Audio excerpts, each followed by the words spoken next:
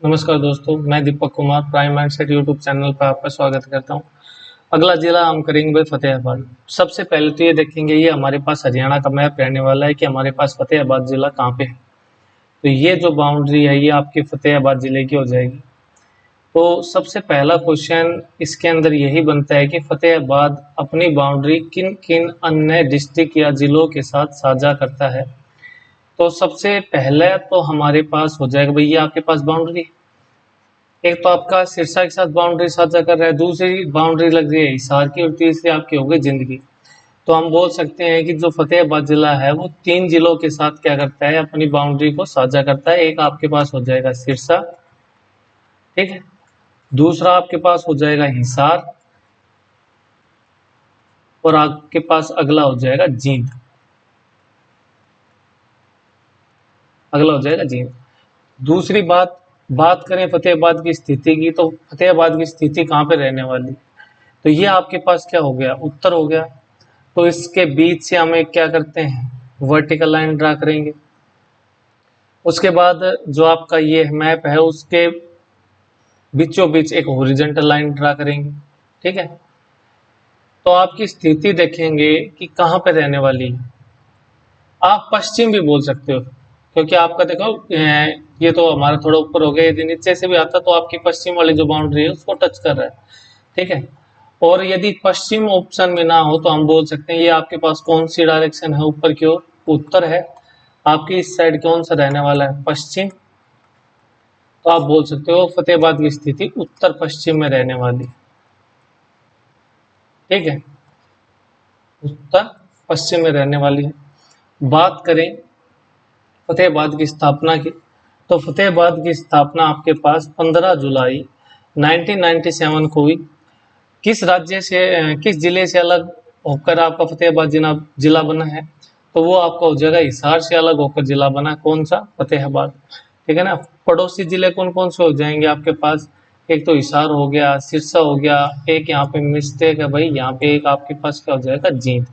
जींद भी आपके पास क्या हो जाएगा, पड़ोसी जिले हो जाएंगे जिनके साथ बाउंड्री साझा करता है।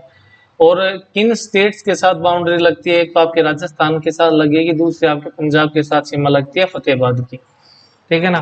किस मुख्यमंत्री के काल में आपका फतेहाबाद जिला बनाया गया, तो वो हो जाएगा आपके पास चौधरी बंसीलाल, ठीक है ना। चौधरी बंसीलाल के समय में फतेहाबाद जिला बनाया गया।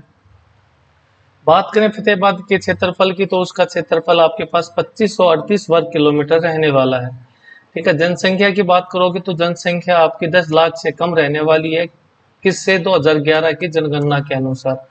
ये जो आपकी जनसंख्या बताई गई है 2011 की जनगणना के अनुसार है, वो 10 लाख से क्या रहने वाली है, कम रहने वाली है। आगे बात करें इसकी ऐतिहासिक पृष्ठभूमि की। ऐतिहासिक पृष्ठभूमि में सबसे पहले हम देखेंगे इसका पुराना नाम।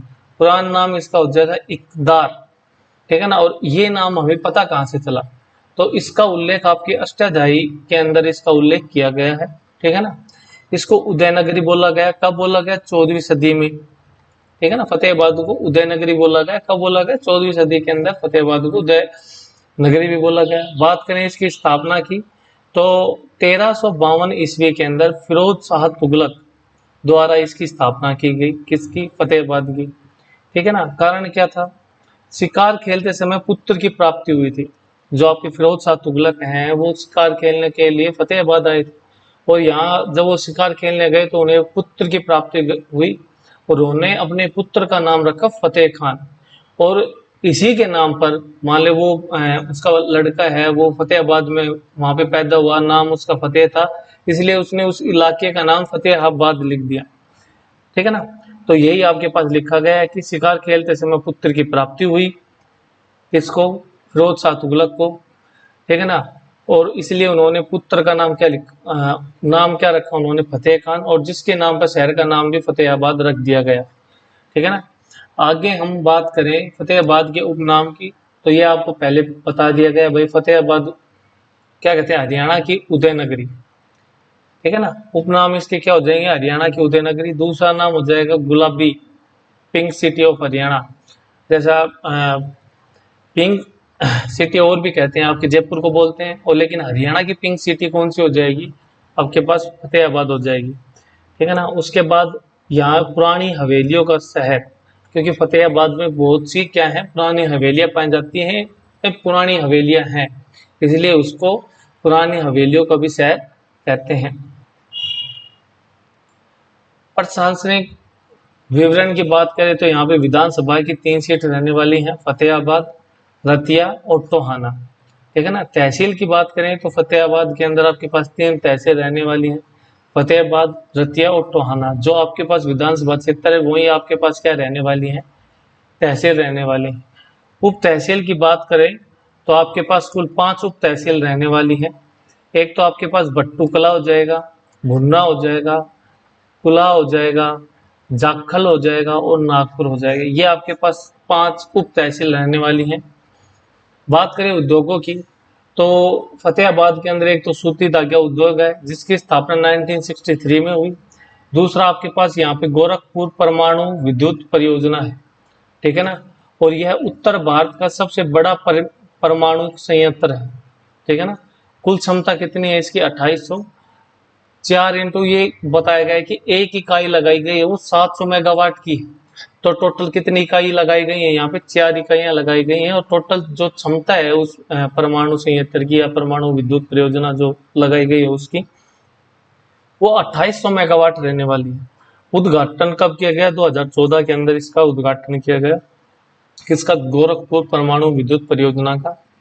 ठीक है। ये आपके पास गोरखपुर परमाणु विद्युत परियोजना है।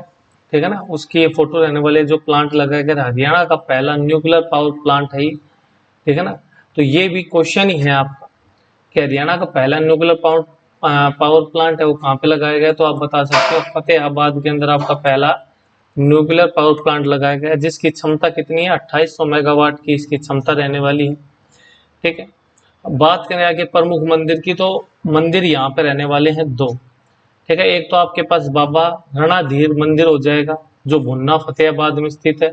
दूसरा आपके पास प्रसिद्ध जो मंदिर है वो आपके पास गुरु गोरखनाथ जी का प्राचीन धूना हो जाएगा, वो आपका पास गोरखपुर में स्थित हो जाएगा। ठीक है ना। इसका तो नाम से याद हो जाएगा ना, गुरु गोरखनाथ जी का प्राचीन धूना, तो फतेहाबाद याद रखना है गोरखपुर के अंदर। ठीक है ना। आगे हम देखेंगे भाई ये आपके पास गुरु गोरखनाथ जी हैं, ये उनका धूना है, ये गोश्ते लगा के भाई धुआं जल रहा है, ये आपके पास गुरु गोरखनाथ जी का हो जाएगा। ठीक है ना। बात करें प्रमुख मेले की तो यहाँ पे 2 प्रमुख मेले रहने वाले हैं। एक तो दशहरा का मेला लगता है फतेहाबाद में, दूसरा आपका बाबा रणधीर का मेला लगता है भुन्ना के अंदर, ये आपका मंदिर में भी है। तो एक चीज याद होगी तो दूसरी चीज को याद करने में समय नहीं लगेगा भाई। ठीक है। याद तो आपको ही करना है। ठीक। बात करें फतेहाबाद के अंदर पर्यटन और ऐतिहासिक स्थल की तो आपके पास एक तो चिल्ली झील हो जाएगी पर्यटन के अंदर। ठीक है ना। जो फतेहाबाद के अंदर प्रमुख आकर्षण का केंद्र है। दूसरा आपके पास हो जाएगा संत मीर शाह की मजार। ठीक है। जो फिरोज शाह तुगलक के आध्यात्मिक गुरु के ऊपर, आध्यात्मिक गुरु है उसके लिए बनाई गई थी। ठीक है ना। किसने बनाई, फिरोज शाह तुगलक ने बनाई। ठीक है। उसके बाद थर्ड आपके पास पर्यटन स्थान हो जाएगा हुमायूं की मस्जिद। ठीक है ना। ये ऐतिहासिक मुगल वास्तुकला, जो मुगल वास्तुकला है उसमें बनाई गई है ये मस्जिद, हुमायूं की मस्जिद। ठीक है ना। उसके आगे बात करेंगे तो फिरोज शाह तुगलक की हवेली। ठीक है ना। फिरोज शाह तुगलक की आपके पास यहाँ हवेली रहने वाली है जो प्रदेश मतलब आपके फतेहाबाद की सबसे पुरानी हवेली रहने वाली है। फिरोज शाह की लाट है वो भी आपकी फतेहाबाद में रहने वाली है। ठीक है। उसके बाद कुनाल ऐतिहासिक गांव है जहाँ पे हड़प्पा कालीन अवशेष के लिए प्रसिद्ध है, मतलब यहाँ पे हड़प्पा कालीन अवशेष मिले हैं आपके कुनाल गांव के अंदर। उसके बाद एक पर्यटन स्थल हो जाएगा पपीहा पर्यटन स्थल। ठीक है ना। वो भी कहाँ पे रहने वाला है, पपीहा पर्यटन स्थल आपका फतेहाबाद के अंदर रहने वाला है। यह आपके पास चिल्ली झील है। भाई झील तो क्या है, देख रहे होगे आप, प्रसिद्ध है, पर पहले समय में थी प्रसिद्ध, इसीलिए आज भी हमें ये पढ़नी पड़ रही है। आपके पास डूब की मृत्यु हो गई युवक की, तो आप याद रख सकते हो ये जैसी भी है झील आपके सामने है, चिल्ली झील। उसके बाद प्रमुख संस्थान हो जाएंगे, प्रमुख संस्थान एक तो आपके पास MM कॉलेज हो जाएगा फतेहाबाद के अंदर, जवाहर नवोदय विद्यालय हो जाएगा खाराखेड़ी गांव के अंदर, NH9 के हाईवे के पास है। पशु प्रजनन केंद्र है आपके भुन्ना फतेहाबाद के अंदर हो जाएगा। ठीक है। एक काजल हेड़ी गांव है जो बाबा गुग्गा गोरखनाथ कछुआ संरक्षण केंद्र है। ठीक है, एक मिनट रुकना भाई। तो आपके पास ये कजल हेड़ी गांव में हो जाएगा, बाबा गुग्गा गोरखनाथ कछुआ संरक्षण केंद्र हो जाएगा। उसके बाद हम बात करें, ये आपके पास MM college of education Fatehabad, ये आपके पास कॉलेज है भाई। ठीक है, ये कॉलेज की फोटो है, देख लेना, फतेहाबाद वाले लोग तो जानते होंगे। ठीक है ना। उसके बाद बात करें फतेहाबाद में प्रमुख हस्तियों की, तो आपके पास एक तो उदयचंद हो जाएंगे जो प्रसिद्ध कुश्ती खिलाड़ी रहे हैं, और 1961 के अंदर इन्होंने प्रथम अर्जुन पुरस्कार जीता। ठीक है ना, प्रथम अर्जुन पुरस्कार विजेता है ये, इनको दिया गया। कब दिया गया? 1961 के अंदर। उसके बाद कवि मुंशीराम हो जाएंगे, जिन्होंने कविता लिखी और उनकी लाडली कविता है वो सबसे ज्यादा प्रसिद्ध या सुप्रसिद्ध कविता बोल सकते हैं, लाडली कविता है उनकी, बहुत प्रसिद्ध रही। एक आपके पास आ जाएगी सारा गुरपाल, ठीक है ना, जो पंजाबी मॉडल है और अभिनेत्री भी है। बिग बॉस में भी गई थी सारा गुरपाल को, कौन नहीं जानता भाई, काफी सॉन्ग भी है उनका, गुलाब गाना सुनना तो। ठीक है ना, वैलपुणा, ठीक है ना। तो ये आपके पास सारा गुरपाल हो जाएंगी, फोटो है इनकी दिखाएंगे। मनप्रीत औलख, ठीक है ना, ये बहलपुर फतेहाबाद से हैं और सुप्रसिद्ध या प्रसिद्ध आपके पास पंजाबी गायक हो जाएंगे। अगला आपके पास हो जाएगी प्रियंका बेनीवाल, जो सुलीखेड़ा गांव से है, प्रथम महिला कमर्शियल पायलट हो जाएंगी।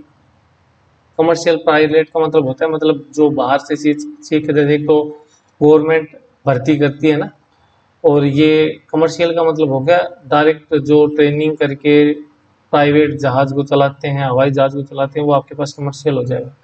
ठीक है ना।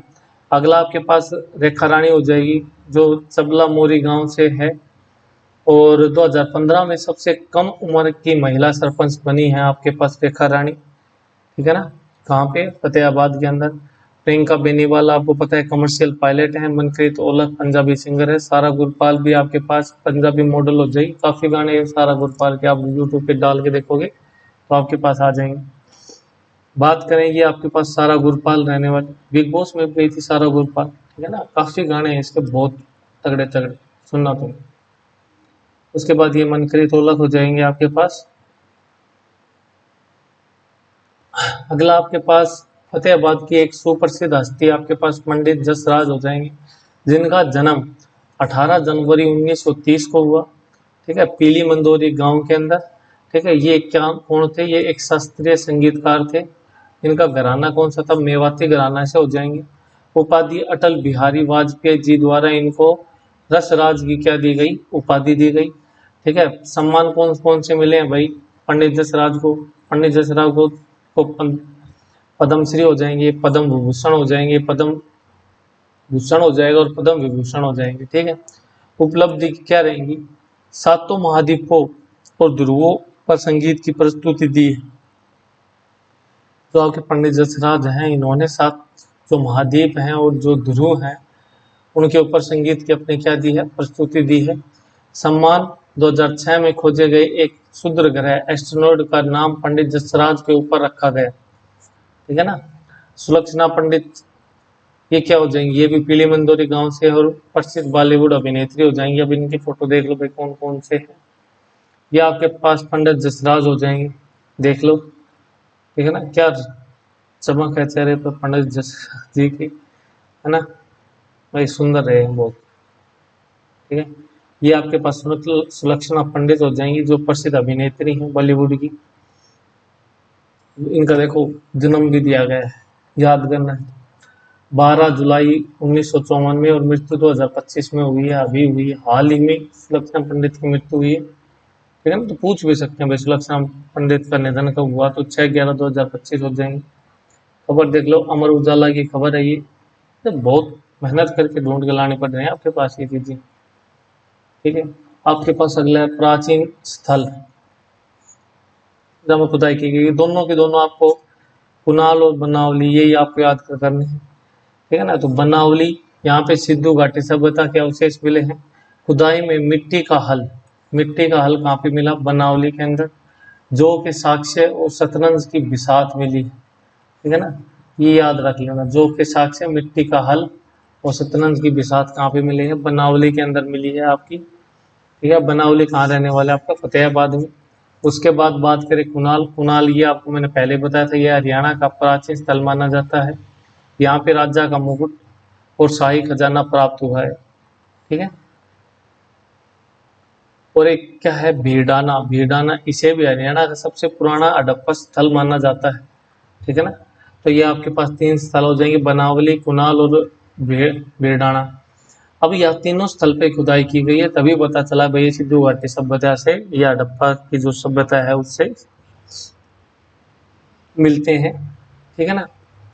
आगे बात करें भौगोलिक एवं कृषि तथ्यों की, तो नदियां, तो फतेहाबाद के अंदर एक नदी प्रमुख हो जाएगी, कौन सी? घाघरा नदी हो जाएगी, ठीक है ना। मिट्टी की बात करें तो यहाँ की मिट्टी उपजाऊ है, जिसमें स्थानीय भाषा में डाकर और रोसली भी कहा जाता है।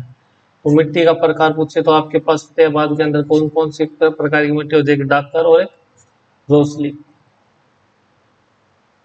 ये चीजें है ना, आप सोचो अलग से बैठ के याद कर लेंगे। अब जिले के साथ याद हो गई तो हो गई, बाद में नहीं होने वाली। प्रमुख फसलें कौन सी हो जाएंगी? गेहूं हो जाएगा, कपास हो जाएगी, धान हो जाएगी। और धान की विशेष किस्मों के लिए फतेहाबाद क्या है? प्रसिद्ध है। नहरें कौन कौन सी हो जाएगी? भाखड़ा नहर हो जाएगी, कि शाखा द्वारा यहाँ पे क्या की जाती है? सिंचाई। जो भाखड़ा नहर की जो एक शाखा है, उससे पूरे फतेहाबाद में क्या की जाती है? सिंचाई की जाती है। बात करें राजनीतिक एवं प्रशासनिक विशेषता की, तो पिंक सिटी कहते हैं फतेहाबाद, वो याद रखना है, बार बार आ रहा है, इंपॉर्टेंट है भाई। हरियाणा का पहला जिसे जिसे गुलाबी नगरी का दर्जा मिला और मुख्यमंत्री की घोषणा के अनुसार, ठीक है ना। उसके बाद प्रथम कैशलेस गांव हो जाएगा। प्रथम कैशलेस गांव है आपका फतेहाबाद का नीलावाली, ठीक है ना। ये फतेहाबाद का प्रथम गांव बना जो कैशलेस गांव है, और राज्य का भी पहला कैशलेस गांव बना है। तो फतेहाबाद का नहीं, ये पूरे हरियाणा का क्या बना है? पहला कैशलेस गांव बना है। कौन सा? नीलावली। और ये कहाँ पे रहने वाले? आपके फतेहाबाद में रहने वाला है। उसके बाद महत्वपूर्ण व्यक्तित्व हो जाएंगे। पूर्व मुख्यमंत्री भजनलाल का संबंध भी इसी क्षेत्र से रहा है, ठीक है ना। किस क्षेत्र से रहा है? जो आपका फतेहाबाद है ना, भजनलाल का संबंध इसी क्षेत्र से रहा है, आदमपुर के पास होने के कारण, ठीक है ना। वस्तु कला एवं विशेष निर्माण। उसके बाद बात करें, एक तो टोहाना, इसे नहरों का शहर कहा जाता है, सिटी ऑफ कैनल्स कहा जाता है, क्योंकि यहाँ पे 5 मुख्य नहरें निकलती हैं आपके कहाँ से? टोहाना से, ठीक है ना। उसके बाद अशोक स्तंभ, ठीक है ना। फतेहाबाद की लाट, जो फिरोज शाह तुगलक द्वारा पुराने स्तंभों के अवशेषों से निर्मित माना जाता है। जो फतेहाबाद की लाट है ना, वो पुराने जो स्तंभ है उनके अवशेषों से निर्मित है, ठीक है ना। उसके बाद अमर शहीद स्मारक। प्रथम स्वतंत्र संग्राम 1857 में शहीदों की याद में यहाँ पे विभिन्न गांवों में स्मारक बनाए गए हैं। ये आपके पास पूरा फतेहाबाद जिला रहने वाला है। भाई देखो थोड़ा फास्ट है, लेकिन जिन्होंने एक दो बार पढ़ रखा है, ठीक है ना, और कोई एक दो चीजें छूट रही हैं, कोई नाम याद नहीं हो रहा है, तो आप इन फोटो या इनके माध्यम से थोड़ा आपको आसानी रहेगी इन चीज़ों को याद करने में, ठीक है ना। और यदि आपको दिया गया कंटेंट भाई देखो बकवास की नहीं गई है, ठीक है ना, डायरेक्ट पढ़ाई का काम है भाई आपका, जितना जिला था 18 से 20 मिनट का उतने में कंप्लीट हो गया है। मतलब दिन में यदि आप प्रिपरेशन करने बैठे और आपको रिवाइज करना है ना, तो आप मुश्किल से आप 4 घंटे के अंदर कम से कम 8 से 9 जिले रिवाइज कर सकते हो। इसी हिसाब से बनाया गया है भाई वीडियोज को, ठीक है ना। यदि आपको अच्छा लगे तो लाइक, शेयर और सब्सक्राइब जरूर करें चैनल को। Thanks for watching, have a nice day.